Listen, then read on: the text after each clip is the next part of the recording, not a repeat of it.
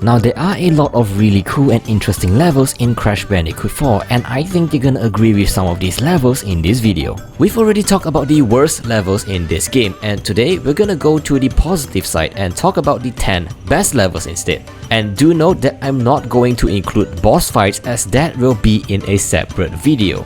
Also, none of these levels are ranked in any order, but I'll let you know still on which is possibly my favorite out of the rest. Now for some of these, you'll probably be surprised and wonder why the hell did I actually choose them. Don't you worry, as I'll give you my reasons on this, as well as these are based on my experience, my first impressions, and how much I enjoy them. And with that said, comment down below your favorite levels in Crash Bandicoot 4. Let's start off with the first level first, and immediately I've thought that Foot Run has to be on the list. Now you play this level immediately after the Entropy boss fight, and what better level to bring out the happiness in you with a fun, vibrant and rich atmosphere like Foot Run. Like seriously, the colors are extremely rich, the music, wow, it is actually top notch, and I can't stop smiling after playing this level for the very first time. This is possibly one of the most memorable level to date, and that is why Foot Run is on the list. Second best level, I have to give it to Offbeat, and I think I'll go as far as to say that this is possibly in my top 5 most favorite Crash Bandicoot map of all time.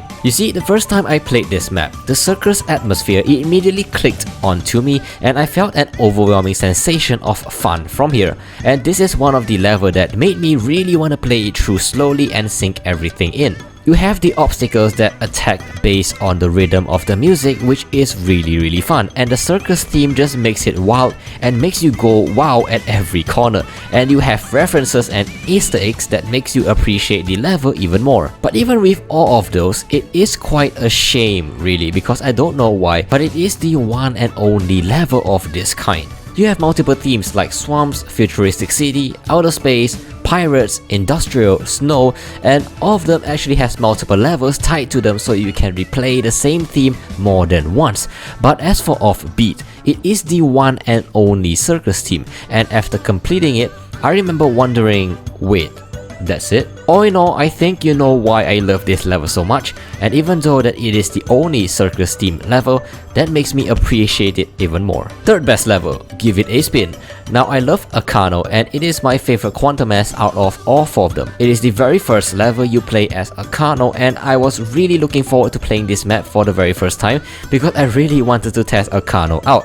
The gameplay did not disappoint me, and it was as fun as I had imagined it to be. And I think the spotlight actually goes to the environment and the music alone, and I find myself enjoying the music from this level way more, that I actually used it as a background music in some of my Crash 4 videos. Let me know down below if you actually notice it. But yeah, great music, amazing first impression of Akano, great level to test out Akano for the very first time, and that is why Give It a Spin is the number 3 on my list. Number 4, Home Cookin. It is the first time you play as Dingodile, and boy oh boy do I love playing as Dingodile. He is one of the best feeling playable characters to play because of his kit, and his gameplay makes him really stand out more than other characters besides Crash and Coco. It is a wonderful level to play and test him out for the first time, and together with the backstory of how his diner actually blew up and the insane amount of boxes all stacked up together, this level just feels like a fun time to actually go through, and this is why I love Home Cookin. That is why it is on the number 4 spot. Next best level, number 5, is Dino Dash. Now to me, this is the OG testing level for some of us content creators out there,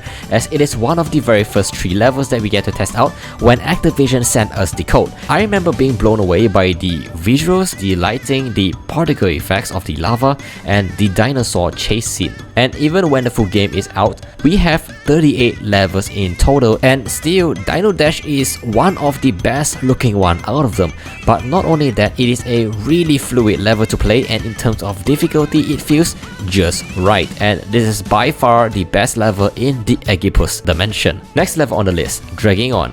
And yes, it is another Akano level, and this is one of the levels that I really wanted to try out when it was first revealed in the teaser trailer, and wow, it did not disappoint. I am a big fan of the Japanese team, and the green dragon under the night sky looks really cool, and I think it delivers a perfect sense of how a nighttime level should be like. The gameplay in here is really fun for me as well, but I can see why some people might disagree with me, mainly because of the blue gem, which I actually made a guide about it if you're having trouble trouble with it. But yeah, to me, a really solid level to actually play through. Now we actually have 4 more levels to go, and I have a feeling that you might think that I'm crazy later on for adding some of them actually into this video. But anyway, if you enjoyed yourself so far, do hit the like button, and why not subscribe to the channel for more content like this one. You can always change your mind and unsubscribe anyway in the future. Next, moving on to Cortex Castle. And yes, Cortex Castle. Now I know this level is one hell of a level to beat, and I can guess that most of you really hated this level after dying tens and maybe hundreds and hundreds of times. But if you take a step back and take a look at what this level is trying to do, I think this is where we can appreciate the design and the difficulty of this level. And yes, it is a very difficult level, and rightly so, because it is the final level before reaching the final boss. But I love the fact that it didn't just lazily design the level for the sake of being hard. I can see that Toys for Bobs really took their time to handcraft each section of this level to make it really unique and to try to make us go wow. Especially the final part where you have to use each and every quantum mask, and I find that part extremely creative, very mind-boggling, and very fun to play at the same time. I knew it blew my mind, and based on the creativity alone, this deserves a spot on my best level list. And we have 3 more levels to go, and one of them is actually Great Escape. Now I have to admit, I do not like playing as Cortex in any levels, and I'll make a separate video explaining why on that. But the reason it made on the list is, again, it is a really great looking level, same as Foot Run, but the spotlight itself definitely goes to the story development. They have you thinking that the level is complete,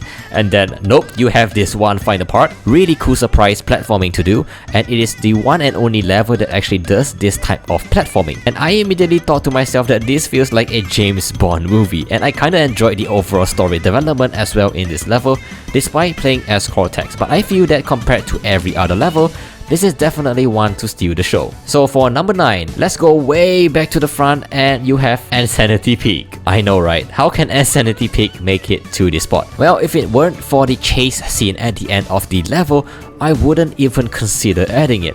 But this chase scene is the very first one that you encounter, and it kinda blew my mind because when I first saw it in the trailer, I thought that it was the final boss or something you meet at the later part of the story.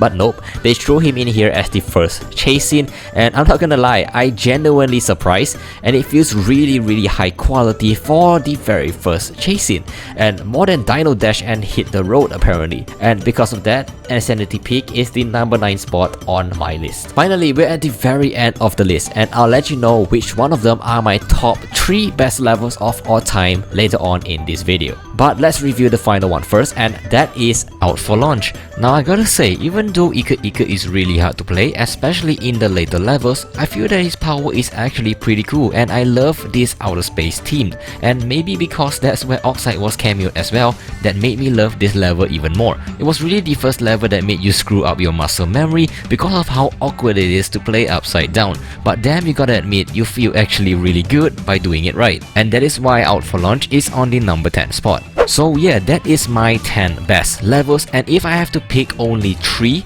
to be the top 3 from them, it has to be Out for Launch for the 3rd place, Offbeat for the 2nd place, and Foot Run for the 1st place. But that's just me. I want to hear from you guys. What are your most favorite levels in the Crash Bandicoot 4 game? It is fun to read your comments, and you might make it to the comment of the day of my next video. And if you want to take a look at the worst levels of Crash Bandicoot 4, you can head over here by clicking on the left side, or you can click the video on the right for more fun Crash Bandicoot content. This is the Viperian signing off, and I'll see you in my next video.